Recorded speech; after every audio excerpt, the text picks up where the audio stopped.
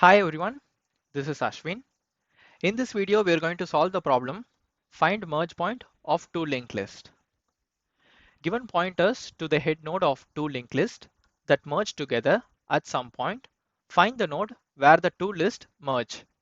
It is guaranteed that the two heads will be different and neither will be null.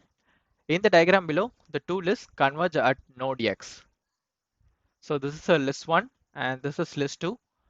At some point while traversing, it will converge at the same point and end as a same linked list.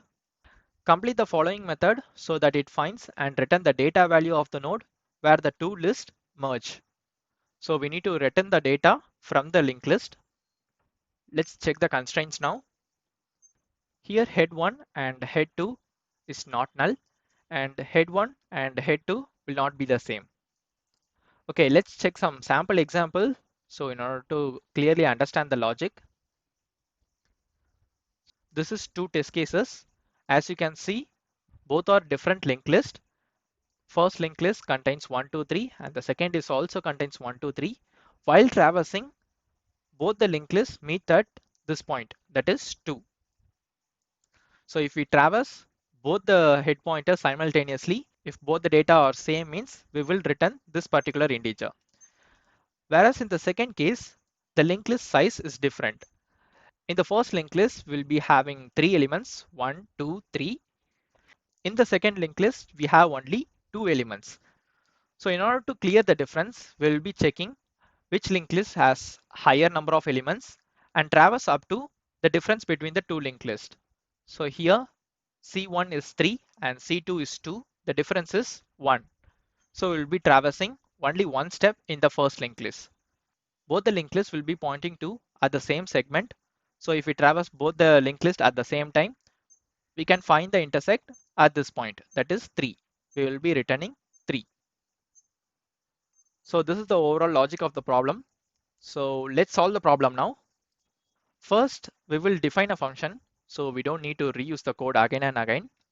This function will be get the count of linked list. Def get count of head. See, this is a temporary pointer, so we don't need to worry about the pointers here. Create a variable n equals 0. Now we need to count the number of nodes in the linked list. While head dot next not equals none, that means it will point to the last element. If it's not equal to none means we will move the pointer head equals head dot next and increment the counter n plus equals 1. After that we will return the count return n. So this function is done. Now we will get the count c1 equals get count of head 1. It will return the count and it will be stored in c1. Similarly, we have to do it for head 2. c2 equals get count of head 2. Now we have count of both the linked list. After that, we need to check for the difference. Check the difference. If c1 greater than c2, return get node. So this is the another function we are going to create. The difference c1 minus c2, comma head 1 will be the highest count. So head 1, comma head 2. So this function will return the common node from the both of the linked list. In the else part, return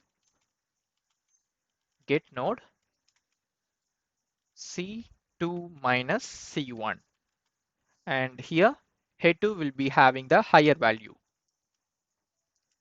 Head 2, comma head 1. So if both the values are also same means the difference will be 0 and the function we are going to write will take care of the general logic. So we don't need to worry about that. Okay, now let's define the function here. Get the common node.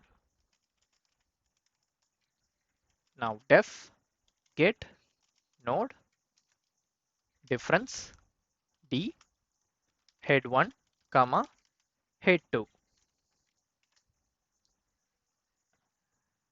Now we have to traverse up to the point D in the first linked list. Traverse up to D. We will create a for loop here for I in range of D. Head 1 equals head 1 dot next. It will traverse the difference point. So here the difference is 1, right? So it will traverse only one time. After that, both the head linked list will be at the same segment like here. So head 1 will be pointing to 2 and head 2 will be pointing to 1. Check the common node while head 1 and head 2. So it should have some element in the pointer. If head 1 equals head 2, that is both the pointers are pointing to the same location. If it's pointing to the same location, we will return head 1 dot data. That means both the data are same. Or else we need to move to the next pointer. Head 1 equals head 1 dot next.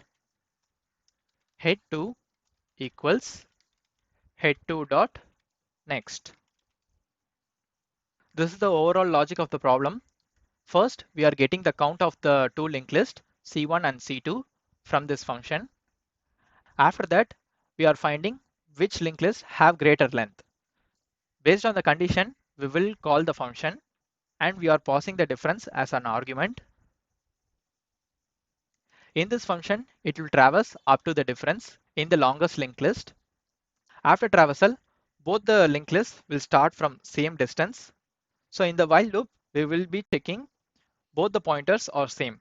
If both the pointers are same, we'll be returning that data, or else we will move to the next pointer. So in this problem, it is sure that both the linked lists will merge at some point. That's why we are not handling some corner test cases here. So at some point it will merge. So we will return the data. Okay, let's run the code now. It passed the sample test case. Let's submit it.